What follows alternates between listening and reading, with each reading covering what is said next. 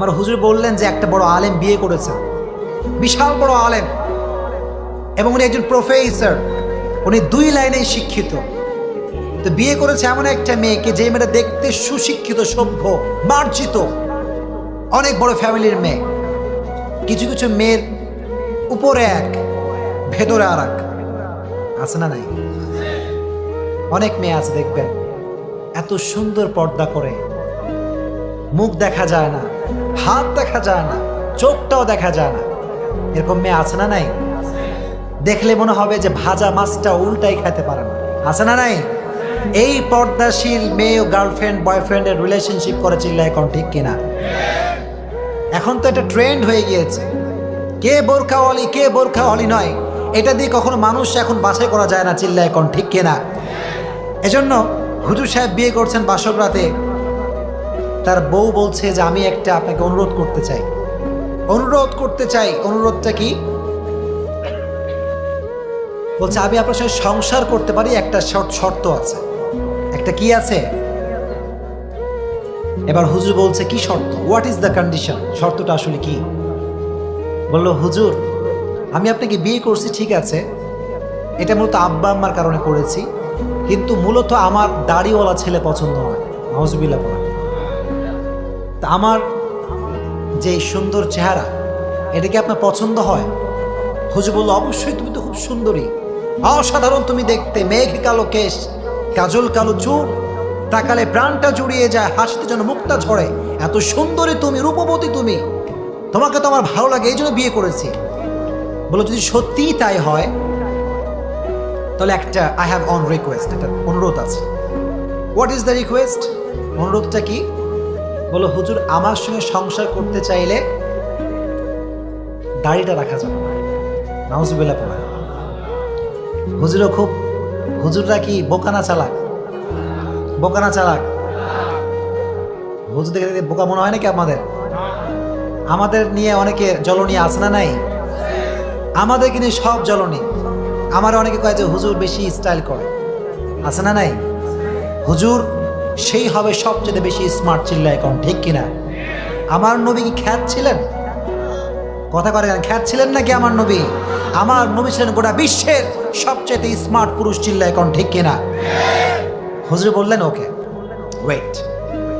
Wait a minute, একটু সময় দাও, তুমি একটু এখান থেকে যাও, আমি তোমাকে উত্তরটা দিব আফটার অন আওয়ার, 1 ঘন্টা পরে। বউ ভাবছে আয় হ্যাঁ কাজ হয়ে গেছে। কি হয়ে গেছে? কাজ হয়ে গেছে। আমার স্বামী মনে হয় পটে গিয়েছে, দাড়ি মনে হয় আছে কেটে ফেলবে। তো হুজুর সাহেব বাসর রাতে বসে আছে, বাসর রাতে ওয়াইফকে বলছে তুমি আর এক রুমে যাও, আমি এখানে বসে আছি। 1 ঘন্টা পরে ওয়াইফ আবার আসছে, এসে গেটটা নক দিয়েছে যে একটু গেটটা খুললে আপনার ডিসিশন শুনতে চাই, যে আপনার ডিসিশনটা আসলে কি। আমার কথা বোঝা যায়? যায় নাকি বুঝতে অসুবিধা হচ্ছে আপনাদের? হুজুর সাহেব বাসরাতে বসে আছে, বউ আসছে, এসে বলছে হোয়াটস ইয়োর ওপিনিয়ন, কি আপনার মন্তব্য, কি আমাকে একটু বলেন, কি ডিসিশন আপনি ফাইনাল করলেন? উনি বললেন যে বউ তুমি তো আমার বউ, তুমি আমার কি বউ, মানে তুমি আমার জান, চিল্লা এখন ঠিক কিনা? কিন্তু আমি অনেক চিন্তা করে দেখলাম যে আসলে আব্বা আম্মার পর তুমি আমার পৃথিবীর সবচেয়ে আপন, ঠিক কিনা? বউ তো মহাখুশি, তাহলে তো অবশ্যই ভাবসাব খুব ভালো, মনে হয় সব কিছু ঠিকঠাক থাকবে। এবার হুজুর বলল যে আমার আব্বা আম্মা আপন, তারপরে তুমি আমার আপন, কিন্তু সবার আগে আমার আপন একজন, চিল্লায় কোন, তিনি কে? যখন তিনি কে? আল্লাহ আমার সবচেয়ে কাছের, আমার আল্লাহ সবচেয়ে আমার প্রিয়, চিল্লায় কোন ঠিক কিনা? আমি আয়াত পড়েছি, আমার বউ একটা আয়াত পড়েছি, ওমা আতাকুমুর রাসূলু ফাখুযুহু ওমা নাহাকুম আনহু ফান্তাহু। আল্লাহর হাবিব বলেছেন যে তুমি যদি আমাকে বাদ দিয়ে পৃথিবীর সব জায়গায় সুখ খোঁজো, তুমি মনে করবা এটা সুখ, কিন্তু এটা প্রকৃত পক্ষের সুখ হতে পারে না, চিল্লা এখন ঠিক কিনা? Whatever he brings with, without any question, we have to take the sunnah of Prophet Muhammad sallallahu alaihi wasallam. আমার নবীর যে সুন্নাহ, এটা যখন মানবো, যেটা আল্লাহ নবীর সুন্নাহ, কোন নেতা কি কইলো, কোন নাস্তিক কি বললো, এটা দেখার আমার সময় নাই, চিল্লায় কোন ঠিক কিনা? হুজুর বললেন এবার আমার ডিসিশন শোন। আমার ডিসিশন হচ্ছে আমার আপন একজন, তিনি কে? যখন তিনি কে? আমার আল্লাহ এবং আমার নবীকে বাদ দিয়ে কোনো মাখলুক, কোনো সৃষ্টিজীবের জন্য আমি আমার নবীর সুন্নাহকে কাটতে পারি না, চিল্লায় কোন ঠিক কিনা? This is the real love, this is the true love of prophet Muhammad সাল্লাল্লাহু আলাইহি ওয়াসাল্লাম। যুবক, তুমি ট্রু লাভ বোঝো না?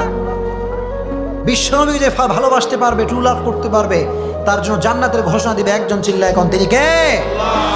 এজন্য যখন বলা হবে মান নাবিয়ুকা, তোমার নবীকে, সে বলবে নবীকে আমি চিনি না, কারণ নবীর সুন্নত দাঁড়িয়ে আমার আছে, অনেকের নাই। আমি সবাইকে ভালোবাসি, আই লাভ ইউ অল, সবাইকে ভালোবাসি, I respect you, really I respect you, সবাইকে আমি সবার জায়গা থেকে সম্মান করি। আজ আমি এখানে মেহমান, সত্যি একটা ছোট্ট মেহমান আমি, আমার বয়স খুব কম, আমার সাথে বড় বড় আলেম এখানে কথা বলবেন। সো এখানে কথা বলার যোগ্যতা আসলে যে কোয়ালিফিকেশন দরকার, এটার একটা কোনো আমার ভিতরে নাই। আমি অনুরোধ করছি, আজকে অনুরোধ করছি, হাতে পায়ে ধরে, যাদের মুখে দাড়ি নাই তারা আমাদের ভালোবাসার মানুষ, ঠিক কি না? একটা কথা আল্লাহর হাবিব বলতেন, हमें गुनाह से नफरत है, गुनहगार से नफरत नहीं। भाई हम तो गुनाह से नफरत करते हैं, लेकिन जो गुनाह करते हैं उन्हें हम नफरत नहीं करते। আমরা গুনাহকে অপছন্দ করি, কিন্তু গুনাহগার বান্দাকে আমরা ভালোবাসি, চিল্লায় কোন ঠিক কিনা? আজ থেকে যারা এখানে এসেছেন, আজকে একটা নিয়ত করেন, জাস্ট একটা নিয়ত, যে হুজুর আজ থেকে, বরং আজ থেকে